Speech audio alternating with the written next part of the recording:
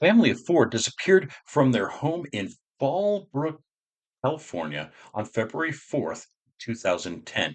3 years later, their bodies were found around 104 miles away in the desert outside of Victorville, California on November 13th, 2013. A year later, the police announced that they had arrested the culprit, Charles Merritt. This is the story of the McStay family murders. Hello, I'm Sean. If you're new here, welcome to my channel.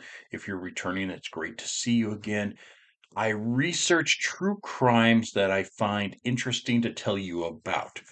I want to make sure that the victims are remembered, and there are a lot of victims out there to remember. If you're not subscribed, please do so. It is free. I appreciate each and every one of you. If you have any idea for future true crimes or other content, please feel free to leave me a message. I am going back to the true crimes at the moment because I've had a few requests and I respect that. Originally, when I started the channel, I was doing myth, mystery, and murder, or murder, mystery, and myth. I don't remember the order. So I'm going to try to throw in some more myths and mysteries, whether it is, of a haunted place or something like that, some urban legends, things like that. But I'm also going to stick with the murder. I just want to mix it up a little bit. So, that all being said, now on with today's true crime. 2010, Joseph McStay, who was 40, lived in Fallbrook, California with his wife Summer, who was 43, and their sons Gianni, who was 4, and Joseph Jr., who was 3. Joseph owned and operated a company that built decorative fountains, and he company's name was Earth Inspired Products. Summer was a real estate agent.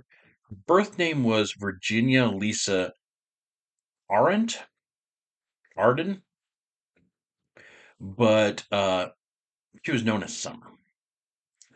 At 7:47 p.m. on February 4th, 2010, a surveillance system from a neighbor's home captured what authorities thought at the time to be the McStay's family 1996 Isuzu Trooper, but only the bottom 18 inches, so about, I don't know, 18 inches of the vehicle could be seen.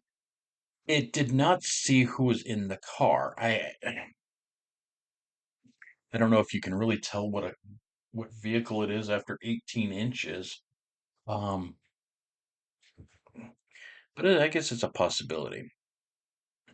At 8:28 p.m., a call was placed from Joseph's cell phone to his business associate, Charles Merritt, but he let it go to voicemail because Charles said he was watching a movie. The cell phone pinged off a tower outside of Fallbrook. Family of the McStays attempted to contact them over the next few days, but there was no answer. On February 13th, Michael McStay, Joseph's brother, went to their home to check on them. He climbed through an open window in the back. He found that none of the family were home, but he did find that their 2 dogs were in the backyard. On the 15th, Michael decided to finally call the San Diego County Sheriff's Office and report the family missing.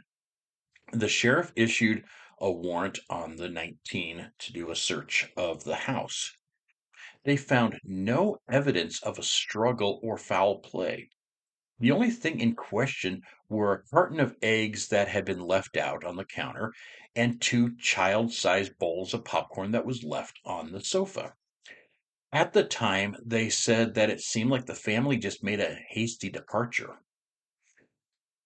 While investigating the missing family, They found that on February 8th, around 11 p.m., the family's car had been towed from a parking lot in San Ysidro. Ysidro? I know I'm pronouncing that wrong, but it's Ysidro. Ysidro, San Diego, near the Mexican border. This is around 68 miles south of Fallbrook. They think that it was parked there sometime that evening between 5:30 and 7 p.m. But where the car was from February 4th to February 8th was unknown. It was unclear what happened to the family. Had they gone off the grid? Did they run off to Mexico?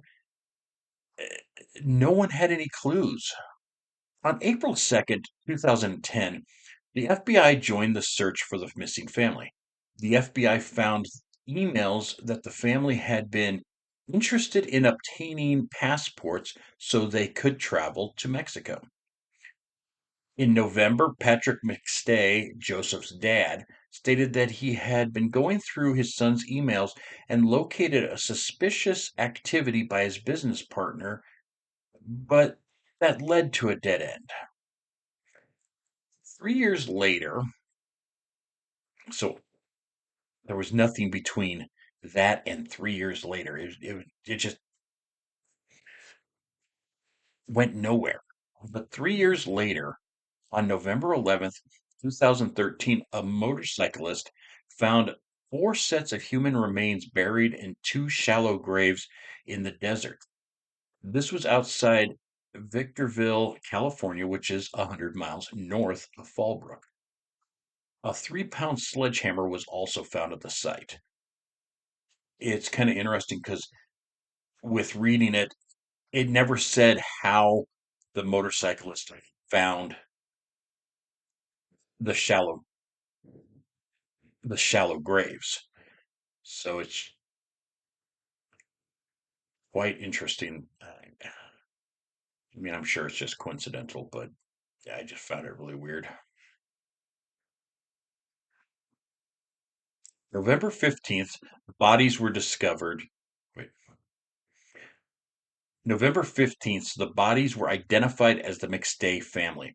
It was ruled a homicide, and authorities said that they believed that the family died of blunt force trauma inside their home, but did not discuss any specifics of the deaths or even a motive. But soon Charles Merritt became a focus of the investigators since he was the last known person to have had any contact with Joseph. He was also the first to notice that they had gone missing. State records found that Merritt had felony convictions of burglary and receiving stolen property. His conviction in 2001 was for a theft of $32,000 worth of welding equipment from an ornamental iron works company. Merritt claimed that he had spent more than an hour with the Stay family the day that they went missing, but he said that he didn't know anything that could help solve the mystery. January of 2014, Merritt said he might write a book about the family. He stated that Summer had anger issues and that Joseph had been ill for some time with a mysterious ailment. This was confirmed by his family that Joseph was sick and that Summer was sometimes kind of possessive of her husband. But they claimed that her being responsible for the illness was unfounded, as Merritt was trying to say that she was like poisoning the husband, trying to kill Joseph. On November 5th, 2014, Merritt was arrested for the deaths of the McStay family. Investigators had found DNA in their car that matched his. He was charged with 4 counts of murder. The district attorney was going to seek the death penalty. Investigators believe that the sledgehammer was used to beat them all to death. So even two little children. Anyhow, they also believe that the family might have been tortured prior to being killed, but I'm kind of curious where they came up with or where they figured all this out because the house was clean. So I don't know if he took them someplace else and did that to them out in the country or I don't know.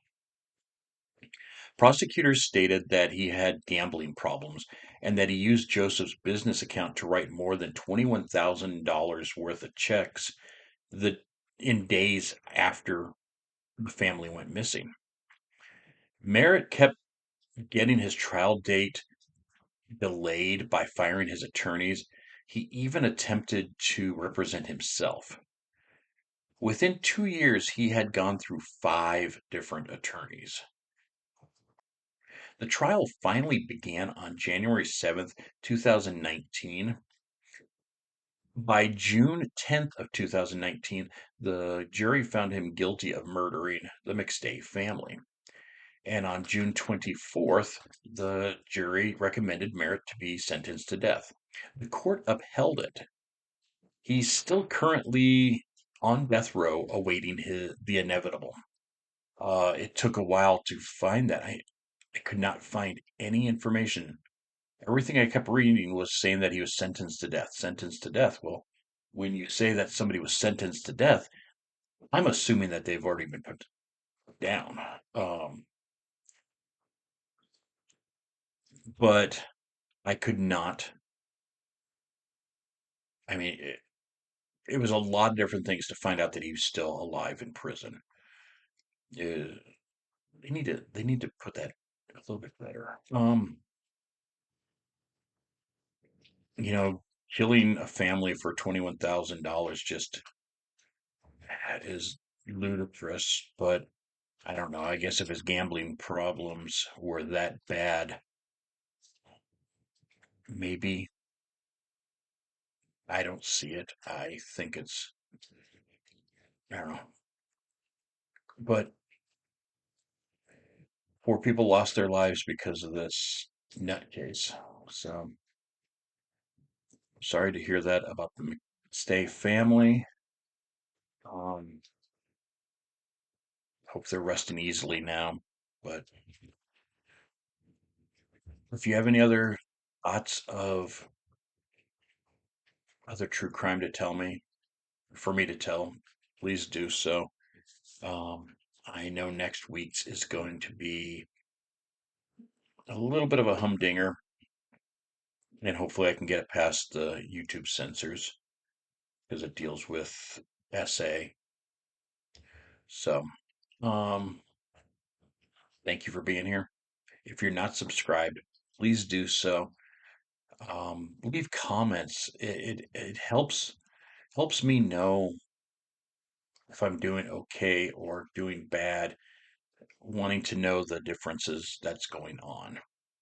So, be good to yourself, be good to others. I will, yes, my dog says be good to yourself too, and be good to your animals. I'll see you next time. Bye.